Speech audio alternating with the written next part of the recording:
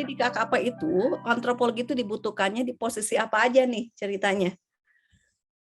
Sekarang ini era fungsional ya, jadi dari struktural ke fungsional muncul jabatan-jabatan baru karena banyak struktural yang dia tidak mendapat tempat sehingga muncullah jabatan-jabatan fungsional baru. Nah, mumpung muncul jabatan fungsional baru dan kebetulan itu ada di tempat kami, maka kita paksa juga dengan bantuan Mbak Ida juga waktu itu, juga dengan beberapa pakar kita push supaya harus ada antropologi. Dan itu pun ternyata memang cukup berat untuk memasukkan ilmu-ilmu sosial di kementerian yang sifatnya sebetulnya lebih ke teknis lingkungan begitu ya. Jadi kita harus berulang kali, jadi antropologi kemudian muncul hilang, termasuk juga sosiologi gitu, sehingga ya alhamdulillah ini di detik-detik terakhir kemudian kita lakukan suatu apa namanya suatu tawar menawar sehingga kemudian muncullah antropologi di jabatan tersebut gitu ya. Termasuk juga ilmu-ilmu sosial yang lain seperti sosiologi, arkeologi gitu ya. Yang sebetulnya secara pekerjaan tadi sudah saya paparkan itu sangat relevan dan sangat dibutuhkan. Tetapi orang itu tidak tahu sebetulnya apa sih esensi dari ilmu antropologi ya dalam konteks pekerjaan nantinya. Sehingga kita memang perlu untuk terus berjuang begitu ya, dan saya kira dengan AAI maupun Arjasi dan juga dengan almarhum kemarin Pak Dr. Amiruddin, saya kira menjadi bagian dari langkah yang harus terus dilakukan Teh Rina. Jadi jangan kemudian mundur ya untuk mengawal ini. Apalagi formasi ini cukup banyak Mbak Ida ya. Jadi nanti bukan hanya di pusat, jadi APJK itu ada di pemerintah APJK daerah itu apa baik Mas singkatannya? provinsi, kabupaten, kota. Analis pengusahaan jasa kelautan, Bu, ya. Jadi setiap kali Analis, ada dinas oke, pengurusan provinsi data ataupun kelautan. kabupaten kota tuh, iya, analis pengusahaan jasa kelautan. Jadi di KKP antropologi itu masuknya sebagai Salah analis. satunya di analis pengusahaan jasa kelautan, tetapi di peneliti juga bisa. Nah, cuma sekarang kan peneliti atau badan riset ini kan berintegrasi ke BRIN ya, jadi sudah keluar dari Kementerian Kelautan dan Perikanan tentunya gitu ya. Sehingga memang satu-satunya jabatan fungsional yang mencantumkan jurusan antropologi ya saya kira baru APJK gitu. Saya belum menemukan di kementerian lain apakah ya kecuali apa namanya yang terkait dengan kebudayaan itu pastilah itu harusnya ada ya. Gitu. Oke, tadi kalau di Mas Hamid sudah jelas ya posisi antropologi di KKP itu di APCK ya, singkatannya APCK tadi ya? APJK, jasa kelautan. C. Oh, APJK. Jadi antropologi itu di APJK ya. Di APJK itu nanti tugasnya apa sih, Mas? Iya, di Permen PAN RB tersebut ada butir-butir kegiatan, Bu. Jadi ada butir-butir kegiatan besar seperti yang tadi kami sampaikan paparan di depan, itu ada sebetulnya mirip-mirip dengan kegiatan survei, pemetaan sosial, begitu-begitu. Jadi Oke. APJK sendiri ada bidang sub bidang seperti misalnya pengembangan wisata bahari dan BMKT. Jadi yang di background kartun saya di belakang itu adalah contoh BMKT. BMKT itu benda muatan kapal tenggelam. Jadi dia adalah warisan budaya benda ya, dan di sana sudah banyak arkeolog yang berperan di sana. Tetapi setiap benda-benda peninggalan budaya itu memiliki apa namanya memiliki cerita tentang budaya atau warisan budaya yang tak benda juga ya, sehingga analisis tentang benda-benda peninggalan ini juga memerlukan antropologi. Jadi bukan hanya arkeologi tetapi juga antropologi diperlukan di sana ya. Kemudian juga terkait dengan butir kegiatannya ya, dengan pengusahaan garam. Jadi apa namanya, tadi saya sampaikan bahwa petambak itu memiliki corak kebudayaan yang berbeda-beda antara satu daerah dengan daerah yang lain, sehingga kompetensi antropologi diperlukan di situ untuk melakukan yang namanya social engineering ya, atau kalau misalnya ada alat atau teknologi baru yang diturunkan, bagaimana supaya mereka beradaptasi dengan alat itu secara terus-menerus setiap hari hingga terpola menjadi habitus. Nah itu saya kira adalah salah satu yang akan dikerjakan oleh antropolog dan itu tercantum di butir-butir kegiatan itu. Jadi ada Oke. pengusahaan garam, ada banyak sekali Bu, ada bahkan reklamasi, ada pemanfaatan air laut, ada bangunan dan instalasi laut, termasuk juga bangunan-bangunan rumah-rumah masyarakat suku Bajo yang ada di pinggir-pinggir laut itu juga menjadi pekerjaan dari APJK gitu. Jadi bagaimana penataan ruang dari rumah-rumah terapung, nah itu kan juga antropolog Oke. punya kompetensi sebetulnya. Oke, APJK ya. Jadi nanti posisinya kalau di KKP sebagai APJK, kalau buka lowongan CPNS untuk antropologi ya. Nah, kalau di Bahida nih dan di Mbak Wulan, Bahida dulu deh kalau misalnya antropologi nanti kata Bahida kan sekarang di Humas nih, tapi kata Bahida sebenarnya antropologi itu Ya, dibutuhkannya di bidang apa sih kalau di Marpes? kalau di Marpes itu kalau yang lama itu kan ada Deputi Bidang SDM, Iptek dan Budaya Maritim. Nah, itu sudah berubah nomenklatur jadi Deputi Bidang Sumber Daya Maritim. Deputi ini tuh kayak apa ya, miniaturnya KKP. Jadi di kami ada 6 deputi, masing-masing deputi itu merefleksikan masing-masing satu sektor. Jadi untuk KKP itu tugasnya di Deputi 2. Nah, kalau untuk rekrutmen PNS mungkin kalau di Deputi Sumber Daya Maritim itu, nanti posisinya sebagai analis kebijakan. Jadi rata-rata kalau di kami, untuk semua bidang itu masuknya ke fungsional AK ya, analis kebijakan. Karena saya kalau fungsionalnya sekarang kebetulan Pranata Humas Madya, jadi, emang agak jauh sih. Kecuali kalau saya memang nanti ada promosi ke eselon 2 atau eselon 1 baru mungkin bisa ke bidang lainnya. Nah, tapi memang nanti saya bisa usulkan juga sih ke deputinya. Kebetulan saya kenal sama Mas Jody, jadi kalau memang nanti ada rekrutmen lagi, mohon dimasukkan juga tuh antropologi. Karena saya lihat sih teman-teman antropologi itu sebenarnya lebih bagus ya, lebih lebih cocok dan kritis kalau di pemerintahan. Kalau di Mbak Ulan dulu ya, kita ke Mbak Ulan dulu. Mbak Ulan kalau di sana, walaupun tadi katanya sangat minoritas dan nggak pernah Iya, dicantumin juga nih antropologi, kalau ini dalam pandangan Mbak Ulan cocoknya di apa ya, di bidang apa? iya. Saya boleh share lagi ya, Bu Rina ya? Ya boleh Izin boleh. share. Ya.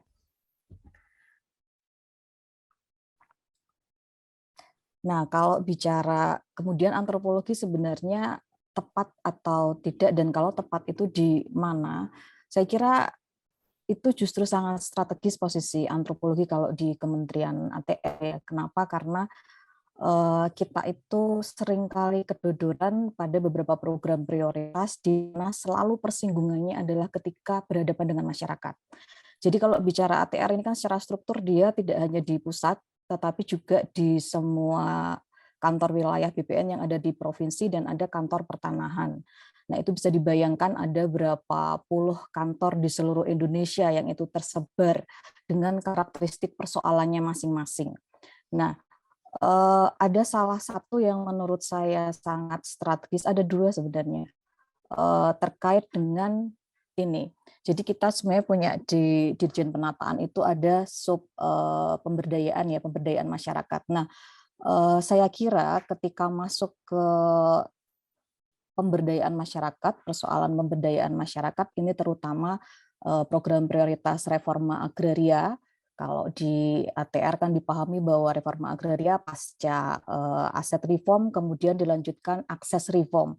Nah, akses reform inilah yang kemudian dikerjakan oleh kira-kira ini di lingkup pemberdayaan masyarakat, dan ini tidak hanya ada di pusat tetapi di kantor wilayah ada seksi ini juga, ada bagian ini juga. Jadi kebutuhan kenapa kemudian antropologi perlu masuk? Nah, itu tadi seperti saya sampaikan bahwa persoalan tanah ini adalah persoalan yang sangat lokal ya, dengan beragam tenurial yang kita miliki.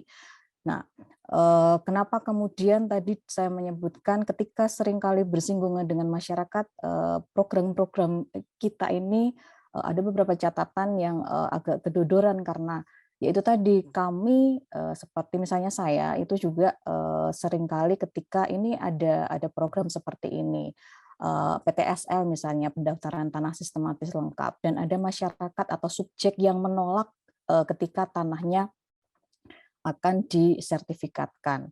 Persoalannya kemudian kenapa bisa terjadi penolakan dan sebagainya.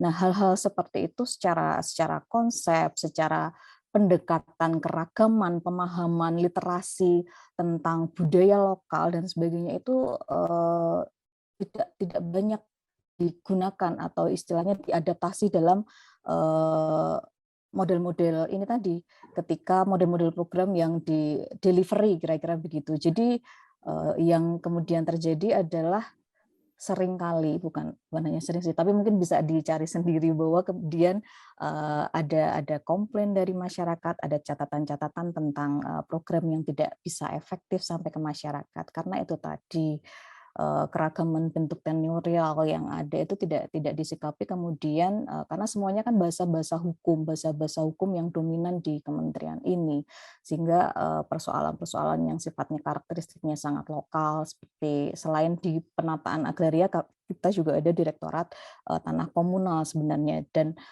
itu bisa dilihat bahwa ketika melihat karakteristik komunalitas, tanah ulayat atau tanah adat itu sudah pasti wilayahnya orang-orang sosial budaya yang masuk ke situ, dan itu sangat strategis untuk antropologi dan sangat dibutuhkan. Ini sebenarnya beberapa catatan saya dari undangan kemarin kan Bu Rina mengirimkan kurikulum dan saya coba membacanya. Yang saya merah-merah ini kira-kira adalah yang relevan ketika itu istilahnya ketika seorang sarjana antropologi masuk ke ATR, ini yang bintang 5 lah kira-kira begitu ya. Ini yang antropologi hukum, pengembangan masyarakat kaitannya dengan pemberdayaan masyarakat dan kajian pedesaan dan agraria. Ini adalah 3 core utama dari kurikulum yang saya baca di antropologi 4. Ini sangat relevan di ATR BPN kira-kira begitu kalau saya melihatnya. Jadi pendekatan-pendekatan hukum versi orang-orang hukum dan versi kita di antropologi, kemudian pemberdayaan masyarakat, bagaimana kemudian pemahaman kultur lokal masuk ke sana, teknik-teknik pengorganisasian masyarakat yang itu sebenarnya tidak terlalu banyak tidak, kalau saya sih nggak banyak berkembang karena ini terbukti ketika kemudian pada program-program lintas sektor dan sebagainya, ataupun ketika ada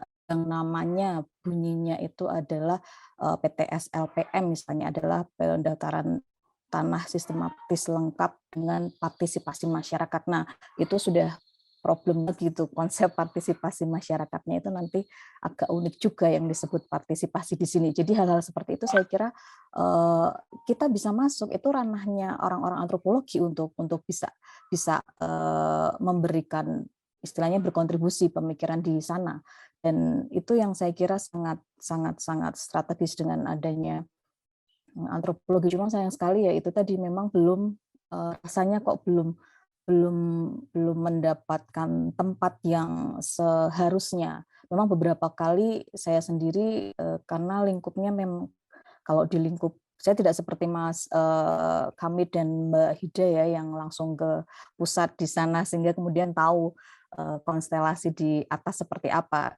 kemudian ini diakomodir. Nah, kalau di kami sendiri biasanya karena posisi saya ada di Sekolah Tinggi Pertanahan Nasional ya kami biasanya diminta untuk memberikan masukan ataupun kontribusi terhadap program semacam itu, iya, tetapi sekali lagi bahwa antropologi ini hanya sesekali saja dipanggil, seperti misalnya ketika akan ada rencana penatausahaan tanah adat semacam itu. Nah, hanya sesekali saja dipanggil dan itu pun belum istilahnya belum pada porsi yang saya bayangkan bahwa kiprah kita bisa jauh lebih daripada sekedar itu. Itu kira-kira Bu Rina kalau dari saya, dari pembacaan saya sampai hari ini, dari melihat pengalaman-pengalaman yang saya lewati. Jadi sebenarnya kalau di Kementerian ATR ini banyak ya antropologi kebutuhannya, hanya belum sounding aja nih ya. Antropologi belum membangun jejaring aja di kementerian itu sehingga lebih banyak diisi oleh posisi tadi dari prodi lain, sedangkan antropologi dimasukkan di dalam semua jurusan tadi ya, rekrutmen semua jurusan, bukan khusus antropologi. Oke, jadi butuh sounding nih di Kementerian TR ya. Saya mau ngelanjutin dulu pertanyaan tentang kurikulum ya sebelum nanti kita ngobrol-ngobrol dengan Bapak Ibu dosen yang lainnya. Boleh ya Mas Hamid, Mbak Ulan, dan Iya, silakan Bu Mbak Rini. Hida dan juga Bapak Ibu yang lainnya ya. Kita dengerin dulu tadi Pak Mas Hamid punya banyak ide, Mbak Ulan juga, Mbak Hida juga, tentang gimana menyempurnakan kurikulum di antropologi. Tapi saya mau menegaskan untuk pertanyaan ketiga dan keempat saya satukan ya. Tadi sedikit sudah dijelaskan sebenarnya, tapi saya ingin menegaskan kembali. Jadi sebenarnya nih berdasarkan pengalaman Mbak Hida, Mbak Ulan, dan Mas Hamid, ketika lulusan antropologi bekerja di kementerian, Mbak dan Mas ini, apa sih sebenarnya kekuatan dan kelemahan yang dimilikinya? Saya mau dari yang minoritas dulu deh. Mas Hamid, nanti dulu ya, saya mau yang minoritas dulu nih. Mbak Hida deh, gimana sih, apa sih kekuatan dan kelemahannya? Iya, tadi seperti yang disampaikan Mas Hamid itu, kalau lulusan antropologi itu lebih mudah beradaptasi ya, karena waktu kuliahnya juga diajarkan macam-macam macam-macam bidang gitu. Jadi memang selama ini saya sudah 8 kali dilantik di Kemenko Maritim sejak 2015 itu, dan alhamdulillah juga langsung bisa adaptasi ya. Itu mungkin keunggulan kita sebagai antropolog, bisa langsung adaptasi dengan pimpinan ataupun organisasi yang baru itu. Kalau kekurangannya kayaknya nggak ada sih ya. Antropologi itu sebenarnya teman-teman antropologi itu bagus lah, kalau ditaruh dimanapun pasti dia sukses.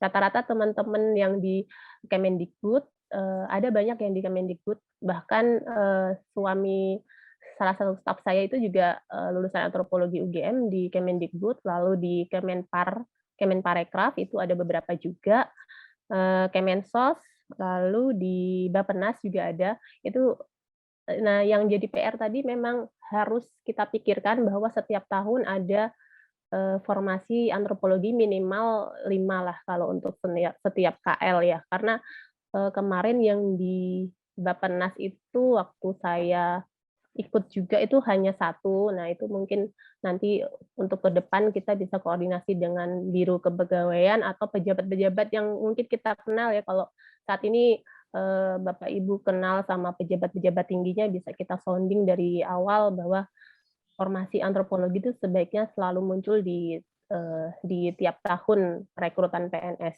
gitu. Baik, Tapi di kementerian lain banyak kok Mbak sebenarnya. Oke. Terutama Dijen Kebudayaan di Kemendikbud, saya kenal Bang Hilmar, itu beberapa kali nongkrong sama Bang Hilmar juga, teman-teman antropologi banyak di sana juga. Oke. Jadi tadi Mbak Ida, tadi yang dibilang kemampuan beradaptasi itu lebih ke soft skill ya. Kalau sekarang hard skill-nya nih, apa sih kira-kira nih dari tadi, saya pernah share kurikulum juga gitu ya, apa sih kira-kira dari aspek itu yang menurut Mbak Hida itu kekuatannya dan kelemahannya, kekurangannya apa sih? Kalau dari kurikulum itu saya baca ada antropologi kebijakan dan perilaku birokrasi ya. Jadi kalau untuk kami di kementerian lembaga itu penting sih. Bahkan kalau di antropologi yang lain dari universitas lain kayaknya belum ada ya untuk bidang antropologi kebijakan dan perilaku birokrasi. Saya baca di Unpad malah ada gitu. Karena saya masuk di birokrasi juga belajarnya otodidak. Karena sebelumnya itu saya sempat 3 tahun itu sebagai editor di perusahaan swasta. Jadi waktu itu lulusan antropologi malah dibutuhkan karena saya ngedit buku budaya sama buku-buku antropologi waktu itu. Oke. Jadi saya salut nih di Unpad ada khusus bidang yang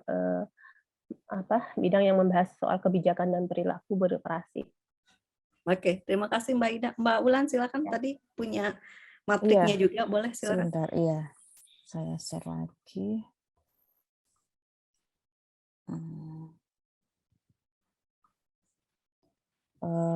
Ini kalau dari pertanyaan apa itu kekuatan sarjana antropologi, pertama itu tadi memang ini di ranah soft skill ya, jadi kemampuan adaptasi.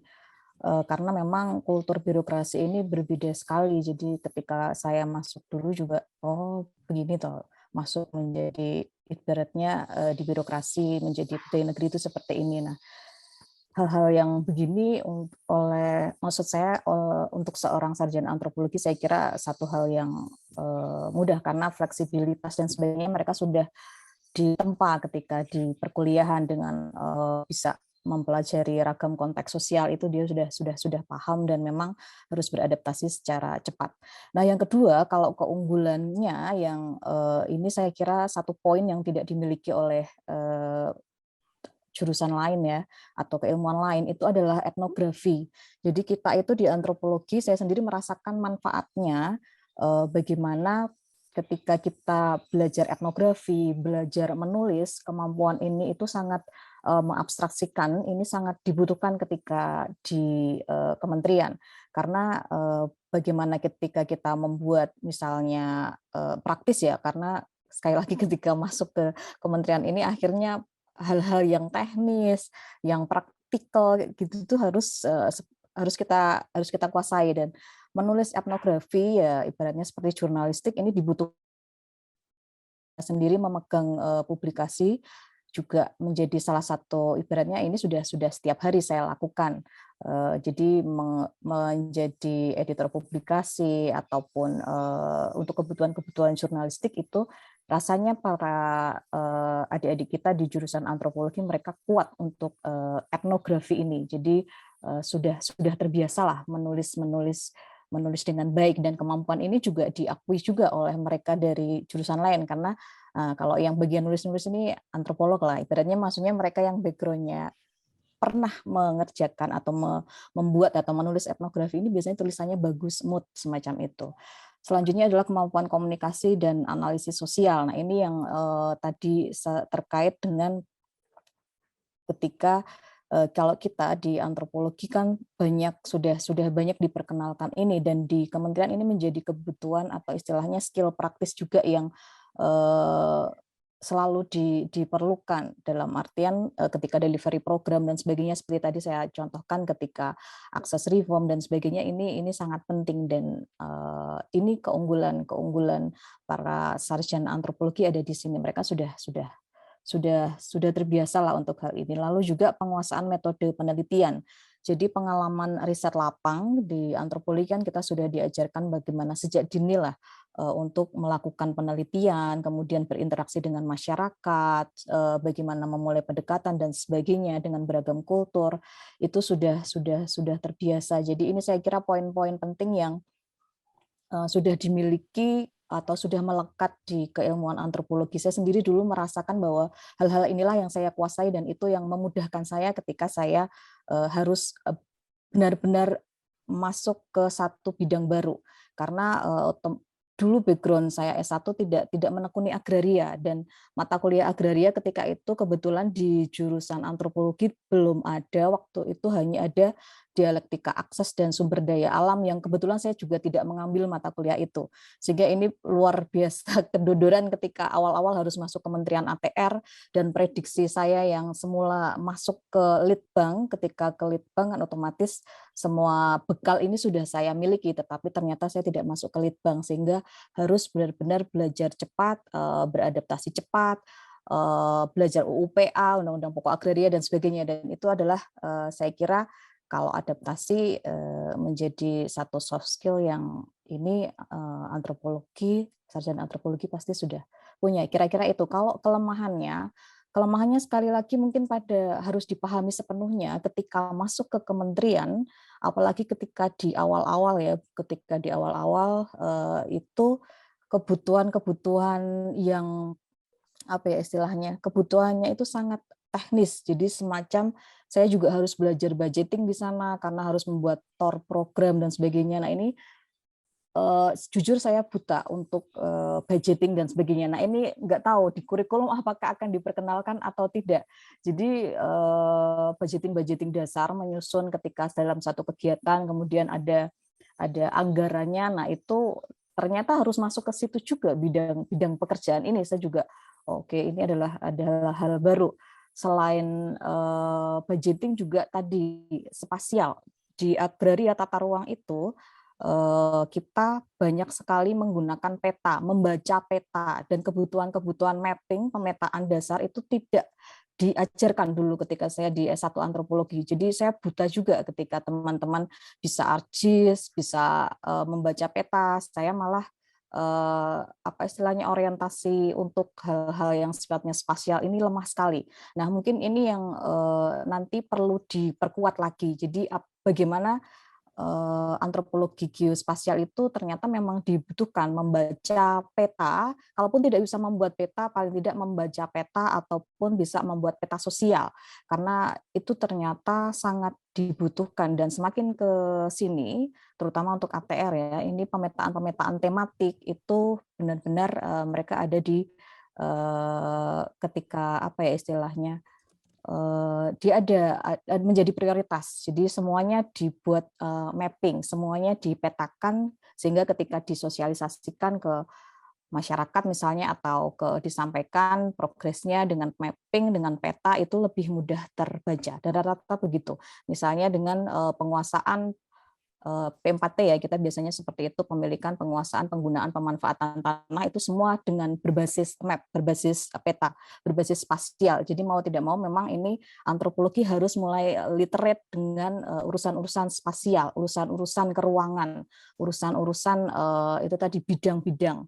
Nah, meskipun mungkin saya membayangkan tidak seperti mereka yang berlatar belakang geografi, tetapi ini nanti perlu dikembangkan untuk adik-adik kita di antropologi. Jadi pengetahuan keruangan atau spasial, karena sekali lagi itu tadi kita atau saya sendiri merasakan bagaimana orang tuh nggak kenal jurusan antropologi itu apa dan kalian tuh sebenarnya kuliah apa. Ini masih istilahnya pemahaman dominan. Itu mereka tidak terlalu paham mereka di antropologi ini belajar apa. Nah, mungkin karena pemahaman umum atau common sense-nya masih seperti itu bahwa antropologi ini lekatnya dengan urusan-urusan budaya, urusan-urusan yang hampir sama dengan sejarah dan arkeologi, sehingga kemudian nilai-nilai strategis atau maksudnya hal-hal yang penting yang seharusnya bisa dikuasai oleh seorang antropolog atau nilai-nilai penting mereka itu menjadi terkaburkan kalau saya lihat begitu. Padahal luar biasa sekali kebutuhan-kebutuhan tadi seperti Pak Opan sampaikan ya, sekaligus merespon sedikit bahwa ini yang namanya pimpinan sangat menentukan jumlah rekrutmen antropologi, karena saya sendiri ketika itu tahun 2010 masuk ke ATR BPN ketika kepala BPN-nya adalah Bapak Joyo Winoto, dan ketika itu Ketua Sekolah Tinggi Pertahanan Nasionalnya adalah alumni antropologi yang tadi Prof. Endriatmo, dan saya masuk ketika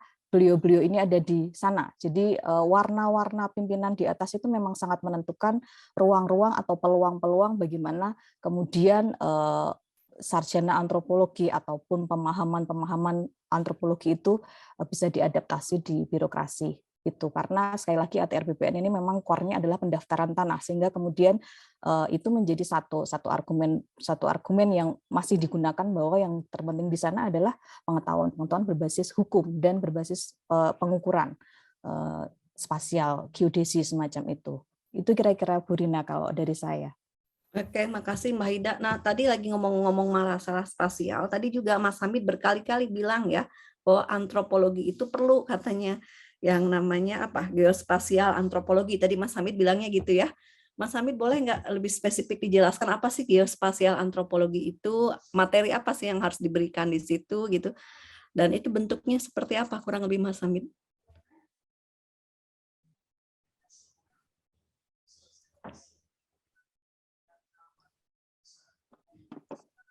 Ya, betul sekali Teh Rina. Jadi seperti yang disampaikan Mbak Wulan juga tadi, betul bahwa memang antropologi atau mahasiswa antropologi itu selain dia harus mempunyai kemampuan di bidang ilmu antropologi, juga harus menambahkan keterampilannya ya. Keterampilannya kalau kita lihat sekarang eranya adalah era 4.0 ya, atau bahkan 5.0. Jadi semua berbasis teknologi gitu ya, termasuk juga dalam konteks pemetaan. Kalau dulu pemetaan sosial itu kan cukup dituliskan ya, penelitian etnografi kita jabarkan, kita deskripsikan di sebuah tulisan, tetapi dalam konteks pemerintahan, dalam konteks pekerjaan, pembangunan, itu membutuhkan hal-hal yang lebih sifatnya mudah dibaca. Nah, peta itu tadi disampaikan Pak Wulan juga, itu adalah salah satu media yang dapat merepresentasikan keadaan yang ada di rupa bumi, di atas bumi ya, termasuk juga peta tentang sosial budaya. Oleh sebab itu maka informasi geospasial ya, dari data-data spasial yang ada itu perlu ditambahkan analisis dan interpretasi antropologi. Jadi kayak tadi kami sampaikan ada pembukaan tambak baru di suatu tempat yang ternyata berada di tengah-tengah tengah-tengah tempat penggembalaan dan pertanian, itu tentu membutuhkan kesesuaian begitu ya. Dan peta itu seharusnya kalau peta itu disusun di awal itu bisa diantisipasi segala halnya gitu. Nah, sehingga kompetensi antropologi itu juga selain dia harus belajar antropologi dengan sematang-matangnya, sebaik-baiknya juga harus ditambahkan keterampilan seperti itu. Jadi kalau bisa ditambahkan, jadi bukan hanya antropologi media ya, itu penting juga antropologi media saya kira. Apalagi Mbak Ida di Humas gitu ya, jadi banyak sekali juga membuat film-film yang tentu dia harus dalam koridor kebudayaan tertentu. Juga kemampuan untuk mengolah dan menyajikan data dalam bentuk tadi keruangan tadi, peta tadi. Aplikasinya ada banyak, silakan nanti dipilih. Salah satunya tentu yang paling terkenal adalah GIS, tapi juga bisa secara sederhana mungkin kita bisa juga menggunakan Google Earth, Map dan sebagainya, di mana itu menyajikan data lokasi, titik koordinat dan juga data interpretasi sosial budayanya. Itu yang saya kira sangat penting. Mungkin harus ditambah kurikulumnya Bu, khusus untuk itu. Dan jangan ragu misalnya kita, saya kira di Unpad juga mungkin ada geografi, juga dipadukan saja gitu. Jadi nanti sama-sama di kitanya kita serap juga tentang ilmu kebumian tadi, keruangan tadi, sehingga nanti pada saat kerja nanti di KKP, kemudian di pertanian, kemudian di Kementerian Pertahanan misalnya, itu akan sangat bermanfaat ya, geospasial antropologi tadi atau antropologi geospasial kalau menurut Pak Wulan. Gitu. Jadi atribut kebudayaan nanti banyak sekali, bahkan sampai persil ini tanah milik siapa, budayanya apa atau suku apa, kemudian potensi-potensinya nanti bisa dianalisis sebagai bagian dari rujukan untuk membuat suatu kebijakan dan keputusan. Saya kira kalau bisa ditambah Bu, jadi dikuatkan untuk yang tadi untuk pemetaan, dan yang kedua untuk antropologi media tadi juga dikuatkan. Jadi tidak sekedar bagaimana kajian tentang sosmed begitu ya, tetapi juga para antropolog ini harus mempunyai kemampuan IT. Jadi bagaimana membuat film pendek tetapi dia mencerminkan maksud yang panjang yang cukup berbobot luas. Nah, itu juga keterampilan yang harus dimiliki oleh setiap mahasiswa. Ini materi umum, tetapi kalau dipadukan dengan antropologi itu akan menjadi sangat luar biasa. Saya kira itu Bu. Oke, terima kasih Mas Hamid. Jadi ada materi atau boleh dikatakan mata kuliah yang dianjurkan ya oleh Mas Hamid dan juga Mbak Wulan itu adalah antropologi geospasial ya. Termasuk yang tadi yang visual, mungkin antropologi visual gitu ya. Mungkin boleh nambahkan sedikit lagi nggak Bu ya, silakan. Rina? Ya, jadi kemarin kebetulan kan ini saya juga mengelola publikasi dari ada adik-adik dari UGM, antropologi UGM, dan mereka itu mengirimkan naskah yang kaitannya dengan pemetaan partisipatif. Nah, yang untuk istilahnya mengevaluasi terkait dengan literasi kita terkait pengetahuan keruangan. Nah, saya coba cek di situ, ini namanya pemetaan partisipatif, oke. Tetapi kemudian di situ itu terlihat bahwa mungkin adik-adik belum terlalu clear ya, yang namanya peta dengan sketsa peta itu kan beda. Mereka menampilkan peta itu ya sketsa peta sebenarnya karena tidak ada skala dan sebagainya. Jadi pengetahuan dasar terkait istilahnya itu keruangan, termasuk tadi yang namanya pemetaan partisipatif, itu seperti apa. Jadi bayangan kita itu seharusnya ini yang dimasukkan, tapi mereka hanya menampilkan itu tadi Bu, sketsa yang tidak seharusnya beda antara sketsa dengan peta yang harus ada skala dan sebagainya, kelengkapan mapping. Jadi memang itu sendiri saya akui dulu saya tidak memperoleh apa ya istilahnya, ilmu untuk mapping, ilmu istilahnya yang memahami isu, kemudian bagaimana melengkapinya dengan keruangan dan sebagainya, rasanya itu dulu belum, tetapi semakin ke sini memang semakin rasanya itu harus, dan adik-adik saya kira itu perlu didorong supaya bagaimana pengetahuan itu bisa masuk ke kurikulum yang kalau mungkin sudah ada di kajian perdesaan dan agraria, nah itu mungkin perlu dicek kembali di bagian mana itu bisa disampaikan. Kira-kira itu, Bu Rina. Oke, terima kasih Mbak Ida. Kalau teman-teman dosen nih ada yang mau menambahkan pertanyaan untuk memperkuat kurikulum kita, mungkin Pak Budi, Bu Wati, Pak Rimbo, Pak Dede, silakan. Pak Ukan juga silakan.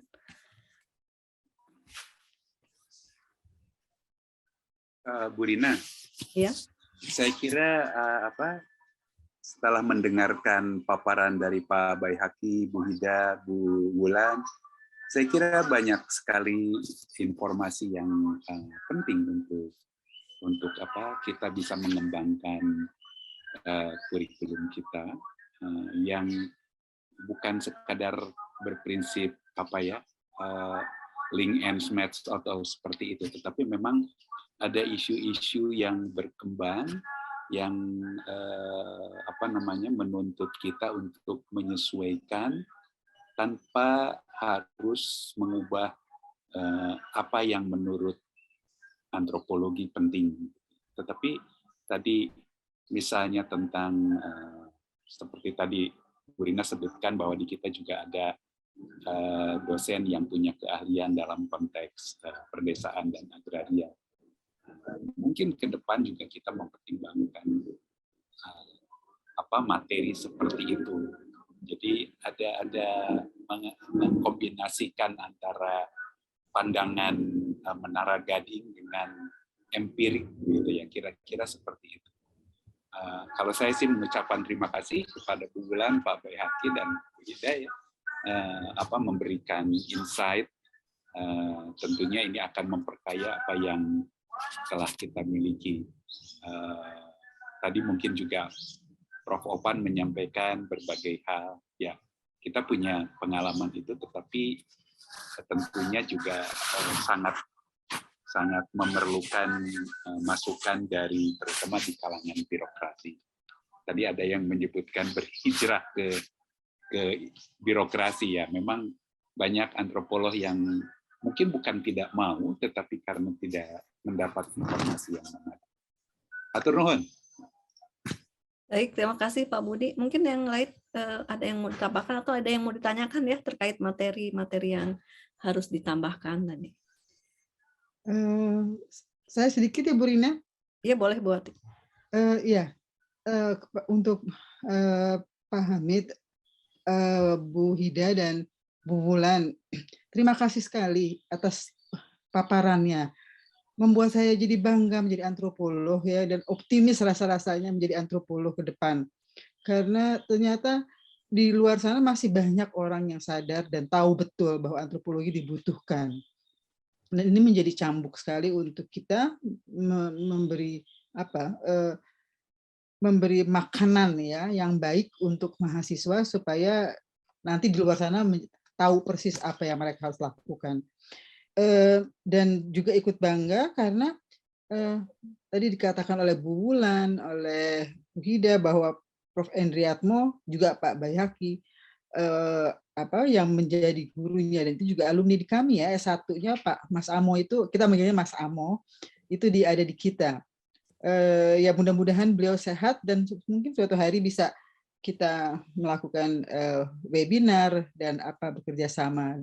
Mungkin dengan alangkah baiknya ada Bu Wulan yang bisa juga menjadi semangat Bu Hida dan Pak Baihaqi, sehingga memberikan juga wawasan kepada mahasiswa sehingga kurikulum itu bersinergi gitu dengan apa yang mereka dengar juga. Terima kasih banyak untuk insight-nya.